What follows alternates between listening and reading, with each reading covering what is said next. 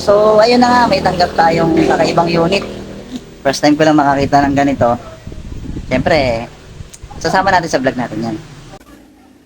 Table, pero modelo siya. Ang tatak niya ay cross. Cross, bahala na kayo mag-isip ng ano yan. Kadugtong.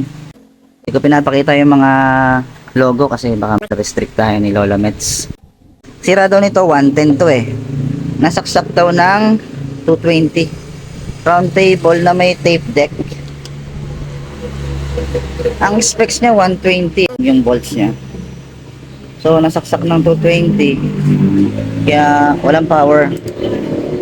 Upon checking sa continuity ng transformer niya, wala eh. So ibig sabihin, sira yung transformer sa loob nito. Yan, ito, itong transformer na yan. Gawin natin dyan, check natin kung kaya siyang i-repair. Baka naman merong thermal fuse sa loob na ginamit. So, let's go!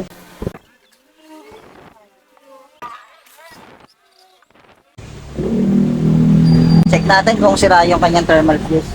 Dapat ganyan maging reading yan. Tapos nagpa-buzzer. Upon checking, sira talaga yung thermal. Hanap tayo niyan. Ang bilis nakahanap.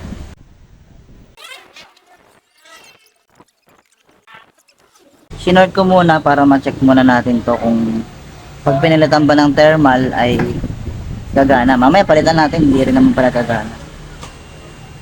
So yun, okay na siya. Pwede na nga tayo magpalit ng thermal fuse. So ayun, testing na tayo mga idol. Stick pala ito yun. May CD rin.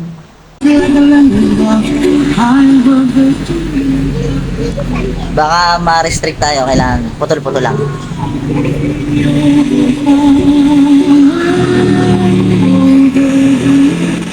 Kung wala ang pag-iingat mo sa bayan. Oh, okay na.